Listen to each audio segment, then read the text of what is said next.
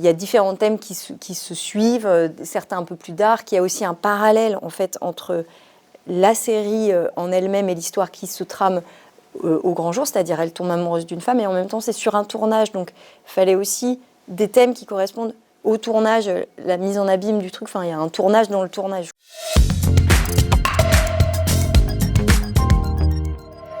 Je m'appelle Maud Geffray et j'ai composé la musique de la série d'Iris Bray Split avec Rebecca Warrior. Je m'appelle Rebecca Warrior et je suis compositrice. Et voilà, j'ai fait la musique en partenariat avec Maud Geffray, j'ai fait la musique de la série Split.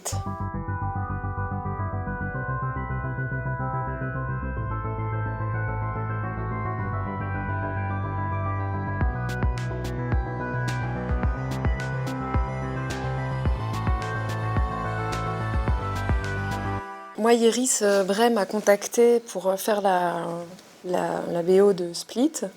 Et c'était en amont d'avoir tourné, donc j'ai commencé à écrire la musique du générique avec le scénario.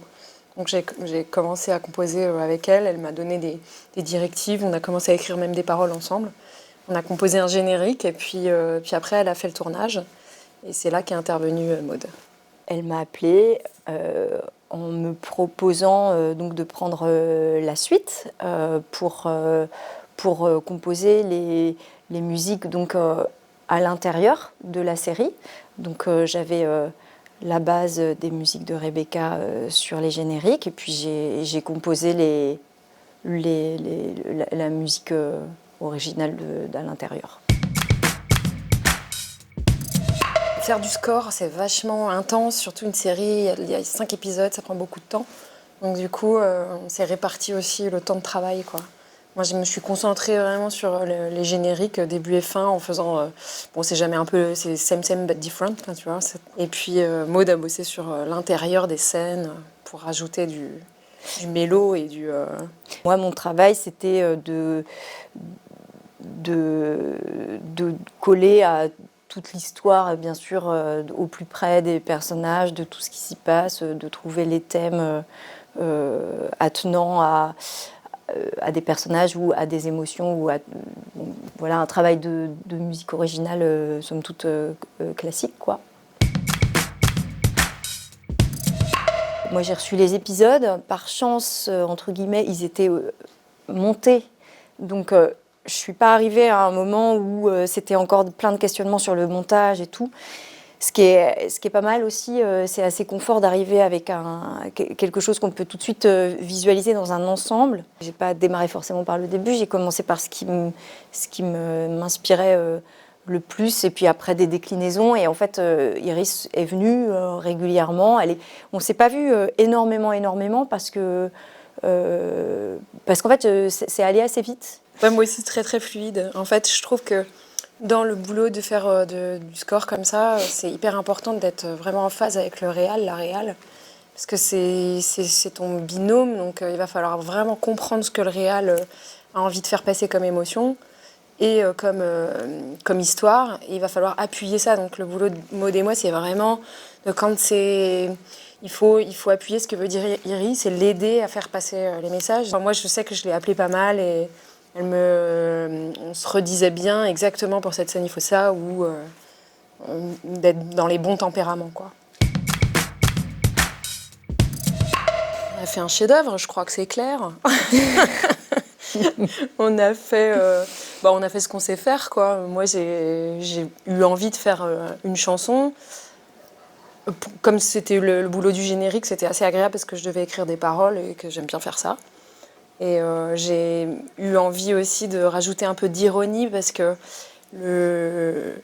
la série est assez belle et assez sérieuse et j'avais envie aussi qu'elle soit un peu piquante. Donc voilà, moi j'ai eu envie d'aller dans ce sens, quoi. Moi, perso, en fait, comme l'idée c'était de faire des thèmes un peu qui correspondaient à des moments un peu clés, parce que c'est quelqu'un qui, en fait, c'est la découverte du personnage principal. Elle découvre un monde, elle tombe amoureuse d'une femme. En fait, c'est comme si c'était une naissance, quoi, vers quelque chose de nouveau. Donc, personnellement, j'avais l'impression de l'accompagner dans cette nouveauté et cette naissance. Et puis en matière sonore, c'est vraiment des sons synthétiques, des claviers, pas mal de plugins.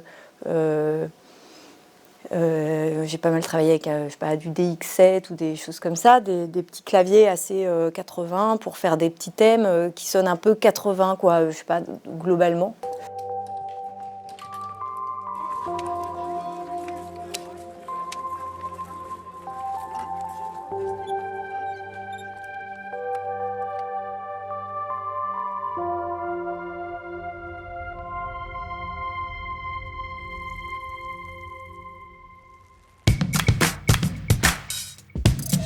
C'est assez passionnant parce que, enfin bon, moi j'ai l'habitude de faire des duos, donc j'aime pas du tout travailler toute seule.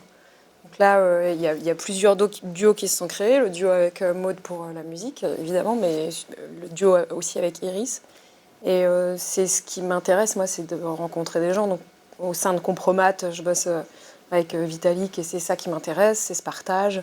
En général, dans mes projets, c'est ça qui m'intéresse. Donc je recherchais ça aussi dans l'audiovisuel. Moi aussi, j'aime bien, je suis assez d'accord, ouais, j'aime bien travailler avec des gens. Je travaille aussi beaucoup toute seule. C'est bien, mais c'est angoissant.